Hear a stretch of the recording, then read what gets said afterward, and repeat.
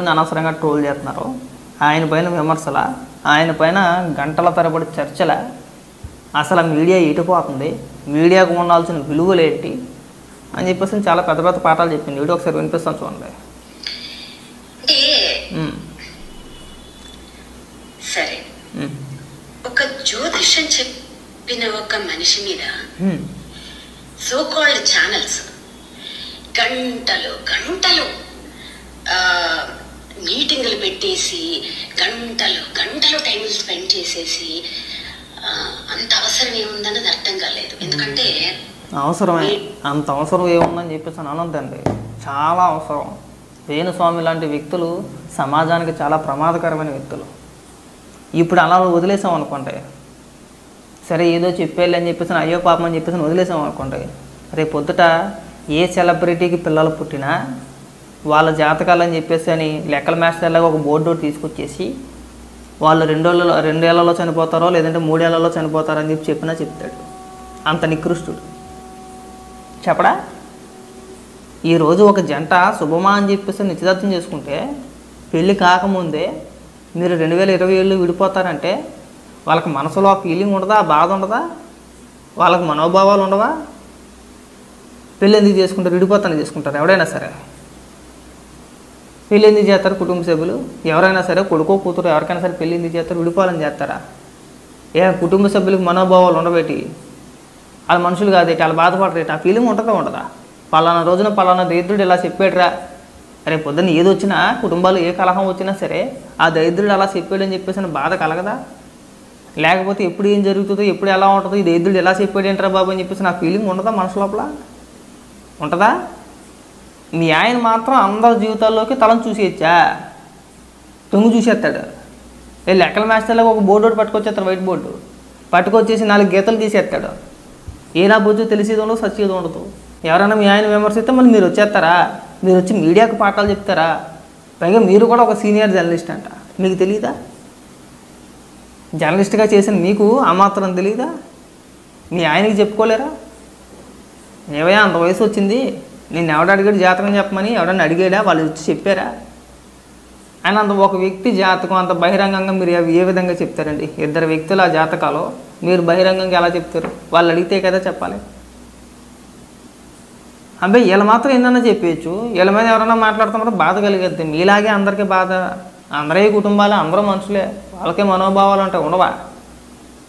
ముందు ఆయన చెప్పు, ఈ దిక్కుమాల వ్యాపారం మానేయి, నువ్వు జాతకాల పేరుతో పెద్ద లెక్కల మాస్టర్లకు బోర్డు వేసుకుని వెళ్ళిపోమాక, ఒక వీడియో రిలీజ్ చేసే మాకు, వాళ్ళు విడిపోతారు వీళ్ళు చచ్చిపోతారు అనే మాటలు మాట్లాడు మాకు అని చెప్పేసి మీ ఆయనకి చెప్పుకుంటే ఇవాళ ఇంత పెంటంతా ఉండదు. ఇక్కడ మీడియా తప్పేమీ లేదు, మీడియా చేయాల్సింది కరెక్ట్గా చేస్తుంది. మీడియా బాధ్యత మీడియా ఖచ్చితంగా చేస్తుంది, అది మీడియా బాధ్యత. ఎందుకంటే వేణుస్వామి లాంటి వ్యక్తిని ఈరోజు ఇలా వదిలేస్తే సమాజానికి చాలా ప్రమాదకరం. ఎందుకంటే రామ్ చరణ్ గారికి పాప పుట్టినప్పుడు కూడా జాతకం చెప్పాడు మీ వేణుస్వామి. ఇలాగే వదిలేస్తే రేపు పొద్దున నాగ చైతన్య శోభితకి ఓ పిల్లోడో పుట్టాడు అనుకో, ఇదే అలుసుగా నేను నాగ చైతన్యకి సమంతకి చెప్పాను, నేను నాగ చైతన్యకి శోభితకి చెప్పాను, ఇప్పుడు ఆ జంటకి పిల్లోడు పుట్టాడు కాబట్టి పిల్లోడు పుట్టాడు కాబట్టి నేను చెప్పగలిగే రైట్స్ ఉన్నాయి నాకు, నేను చెప్తానని చెప్పేసి అని ఆ పిల్లోడో జాతకం కూడా చెప్పేసాడు అనుకో, దరిద్రుడు ఎంత నీచానికైనా దిగజారిపోతాడు. అవసరమైతే వ్యూవర్షిప్ కోసం, ఫేమ్ కోసం ఆ పుట్టిన బిడ్డ 2 ఏళ్లలో చనిపోతాడో 3 ఏళ్లలో చనిపోతాడో చెప్తే దరిద్రుడు చెప్తే. ఇలాంటి దరిద్రులను ఇప్పుడు అరికడితేనే ఆగుతారు. సొంట పనికి మాలిన సొంట అంత నీచ నికృష్టుని ఎక్కడ చూసుండం మనం. ఒక ఇంట్లో శుభకారం జరిగితే అశుభం పలికేవని ఈయన ఒక్కనే చూస్తున్నాం. ఎవరైనా సరే మనకు పడన వాళ్ళు ఇంట్లో శుభకార్యం జరిగితేనే ఫోన్ లేదా ఏదో చేసుకుంటున్నాడు. నేను ఉదాహరణ చెప్తా. గ్రామాల్లోని అప్పుడప్పుడు ఇంటి పక్కన వాళ్ళు కొట్లాడుకుంటూ ఉంటారు, తిట్టుకుంటూ ఉంటారు, కొన్ని రోజులు మాట్లాడుకోరు. ఆ మాట్లాడుకున్న సమయంలో ఏదైనా శుభకార్యం జరిగిందనుకో, శుభకార్యం జరిగింది బాగుండాలనే కోరుకుంటారు. ఒక శుభకార్యం జరిగినా సరే ఇంటికి వెళ్ళి పిలుస్తారు. వాడి మాట్లాడకపోయినా సరే శుభకార్యం కదని చెప్పేసి వెళ్ళి 4 అక్షంతలు వేసి వస్తారు. వాళ్ళు కూడా పాడైపోవాలని చెప్పేసి కోరుకోరు. ఎంత కొట్లాట ఉన్నా, ఎంత శత్రుత్వం ఉన్నా, కొట్టుకున్నా సరే వాడు నాశనం అయిపోవాలనో లేదంటే పెళ్లి చేసుకున్న జంట విడిపోవాలనో వాళ్ళ పిల్లల జీవితాలు నాశనం అయిపోవాలో ఎవడూ కోరుకోవడం. మళ్ళీ పెళ్ళి అయిపోయిన తర్వాత నచ్చితే మాట్లాడుకుంటారు, నచ్చకపోతే మళ్ళీ ఎవరి ముఖం చూసుకోకుండా పక్క నుంచి పోతారు అంతే.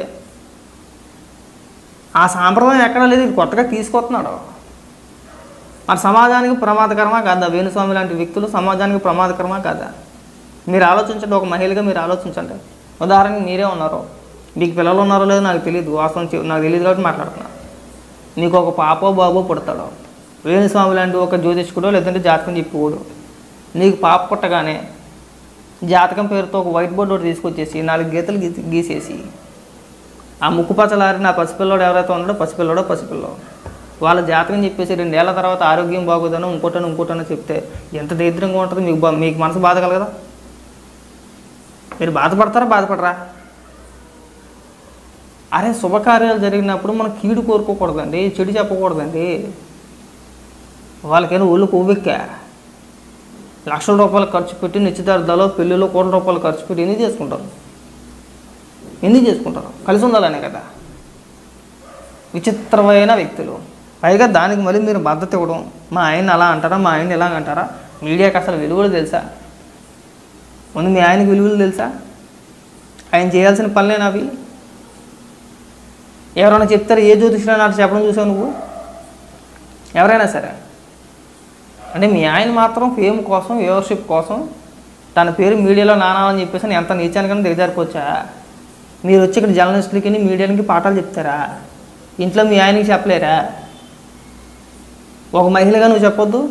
ఏమాత్రం మీకు మనస్సాక్షి ఉన్నా, మీకు మనసు ఉన్నా, మీరు మనుషులైతే కనుక ఆ వీడియో రిలీజ్ చేయగానే ఒక భార్యగా, ఒక మహిళగా మీరు అలా చెప్పకూడదండి. తప్పది.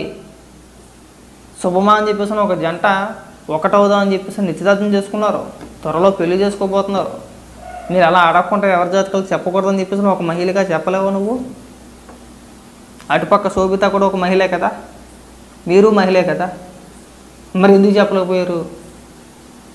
మీ ఆయనకి మీరు పాఠాలు చెప్పలేరు కానీ పక్కడికి పాఠాలు చెప్పేస్తారేమో, అంటే వినేవాళ్ళు ఉన్నారు కదా అని చెప్పేసి. అది వేణుస్వామి దగ్గరికి వెళ్ళి మీ ఆయన దగ్గరికి వెళ్ళి చెప్తే అవతల బాగుంటాడనా? అంతేనా? మన ఇంట్లో పాఠాలు చెప్పలేం కానీ ఎదుటోళ్ళు అందరికీ పాఠాలు చెప్పేయడమే. దయచేసి ఈ పాఠాలు ఏమన్నా ఉంటే వేణుస్వామికి చెప్పండి.